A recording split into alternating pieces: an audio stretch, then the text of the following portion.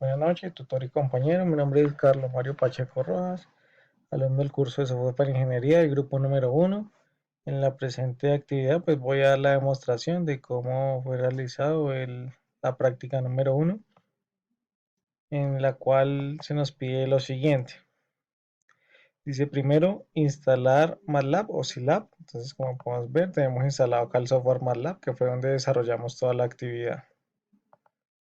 Inicialmente, entonces nos dice que realicemos las siguientes operaciones. Primero, el manejo de números enteros.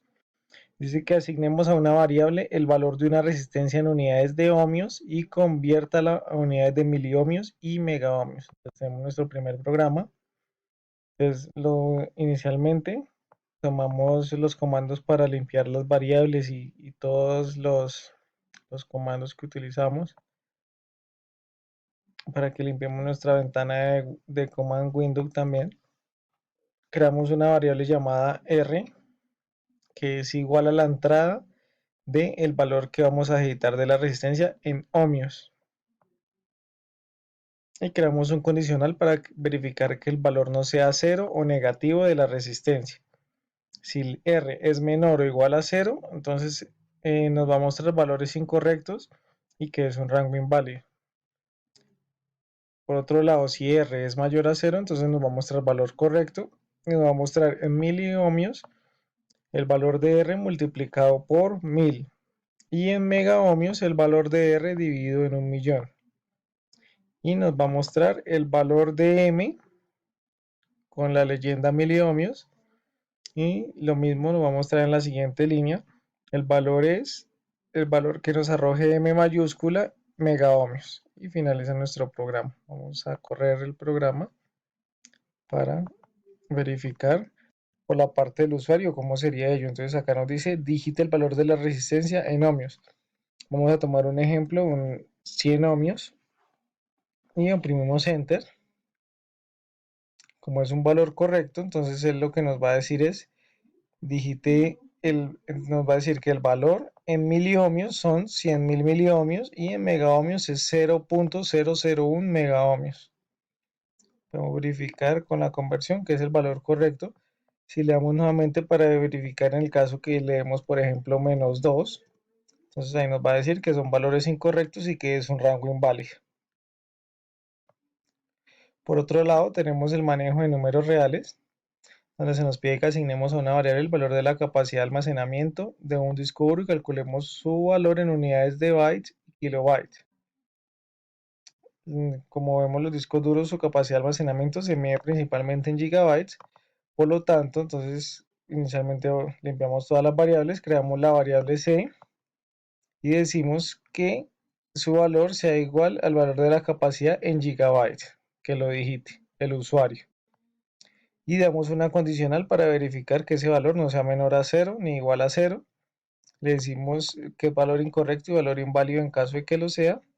Creamos una condición para el cálculo de bytes y kilobytes. Entonces, cuando C sea mayor a 0, nos muestre que el valor es correcto.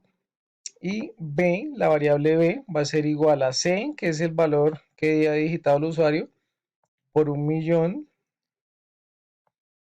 por 1.000.000.000, 1.073.741.824 bits. Y en kilobyte va a ser multiplicado por 1.048.576. Nos muestra que el valor en bytes y en kilobytes. Y que finalice. Vamos a correr el programa. Digamos que sea un disco duro de 500 gigabytes, entonces nos va a decir que nuestro valor es igual a, bueno, nos da nuestro valor en bytes y nuestro valor en kilobytes. Como podemos ver, el valor en kilobytes es menor porque kilo también es un múltiplo de los bytes, que es multiplicado por 10 a la 3. Vamos a probar la condición de que el valor fuera 0 y nos va a mostrar que el valor es incorrecto o el valor es inválido como lo habíamos dado en nuestras condiciones. Por otro lado tenemos el manejo de los vectores, entonces nos pide que le damos el valor de un ángulo en notación decimal y almacenemos en un vector de orden 3 el valor de dicho ángulo, pero en notación sexagesimal. La primera celda en los valores en grados, la segunda celda en minutos y la tercera celda en segundos. Vamos al programa. Entonces tenemos lo mismo. La primera condición, que es limpiar todas las variables. Creamos la variable A, donde es el valor del ángulo en notación decimal, y damos un ejemplo al usuario para que le quede más fácil. Por ejemplo, 10.34 grados. Creamos una variable x3 que es igual a fix a. Este comando fix lo que nos hace es que elimina el valor decimal de A. Luego en la variable B almacenamos ese valor que nos dio x3, entonces a el valor original, le restamos el valor decimal de x3 y en ese caso en la variable B nos va a quedar solamente el valor decimal. Tomamos la variable D y multiplicamos lo que tenemos en B, que es el valor decimal, por 60, y para x2 hacemos lo mismo, entonces utilizamos el comando fix y le aplicamos ese comando fix a la variable D para que solamente nos quede la parte entera. Nuevamente hacemos una resta en la variable C y decimos que D, que es el número entero, menos x2, que x2 es el valor con sus decimales. Nos va a quedar nuevamente solamente la parte decimal que había en D, y en la variable C multiplicamos esos C, que es la parte decimal, por 60, y eso nos va a dar los segundos en la notación hexadecimal. Finalmente, en x1 redondeamos el valor al número entero de i para que nos dé un valor entero completamente.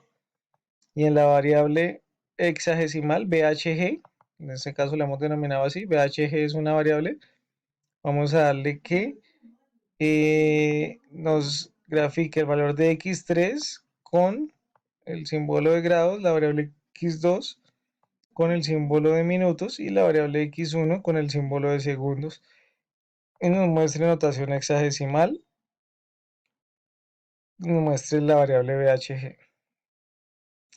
Vamos a correrlo nuevamente, entonces nos pide que grafiquemos, en este caso vamos a dar por ejemplo 32.45.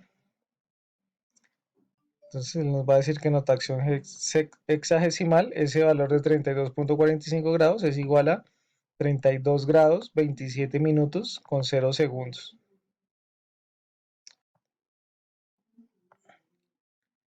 A continuación nos pide el manejo de matrices. Nos dice que manejemos dos matrices reales A y B de orden 4×4 y con ellas realicemos suma, resta y multiplicación.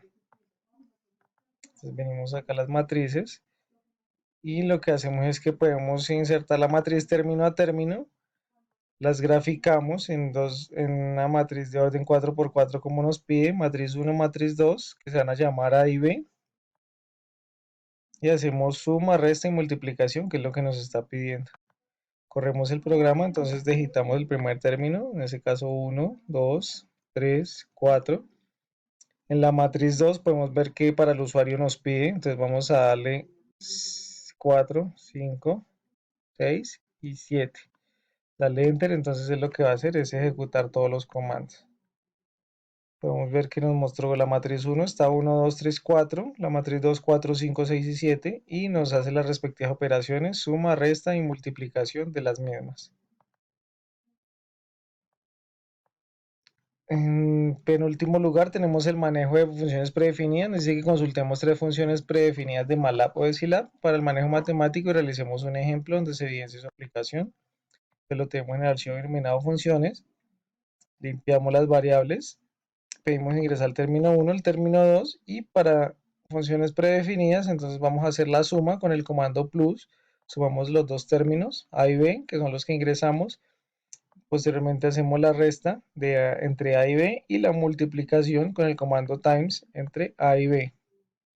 Y eso nos lo va a mostrar en cada una de las operaciones. Le damos correr, ingresamos el término 1, 5, el término 2 puede ser 4. Y lo que vamos a ver es que acá nos ha arrojado para el usuario que la suma entre 5 y 4 es 9, que la resta 5 menos 4 es 1 y su multiplicación 5 por 4, 20, con funciones predefinidas. Por último, nos pide realizar un programa que genere tres números aleatorios entre 1 y un límite superior y que los imprima en forma ascendente o descendente. De igual forma nos pide que el límite superior y el orden sean definidos por el usuario. Entonces vamos a ver nuestro programa. Para números aleatorios limpiamos todo nuevamente con los comandos a través de esta función RNG. Entonces ella es la que nos va a generar los números aleatorios y se van a almacenar en la variable S, que es igual a S. En la variable A vamos a almacenar input, la entrada, que va a ser el límite superior. Y en la variable B entonces vamos a tener nuestros números aleatorios que van a ser del límite superior a lo que ingresemos en la variable A en un vector de una columna y de una fila y tres columnas que nos muestre B hasta ese momento para mirar nuestros números aleatorios. Posteriormente en la variable C le damos que digite 1 para escoger el orden ascendente o 0 para escoger el orden ascendente. Y creamos las condiciones para el orden ascendente. Si C es igual a 0, entonces D, en la variable D, a través del comando sort, ordena los números de la variable B en orden ascendente y nos muestra la variable D. Y si oprimimos 1, nos va a hacer el mismo orden a través de la función sort, pero en orden descendente y nos va a mostrar en la variable D. Para la verificación, entonces, le decimos que si no es ni 0 ni 1, que nos muestre el valor fuera del rango de selección. Entonces vamos a dar un límite superior de 40, le damos enter, él nos va a mostrar los tres números aleatorios que generó, 17, 29 y 1, están completamente en desorden. Entonces para este ejemplo vamos a digitar 1 para que el orden sea descendente, por lo tanto nos va a quedar el orden 27, 29, 17 y 1. Para dar un nuevo ejemplo, entonces vamos a dar un límite superior de 34 y vamos a dar un número diferente a 0 y a 1 para verificar que sí está cumpliendo con la condición.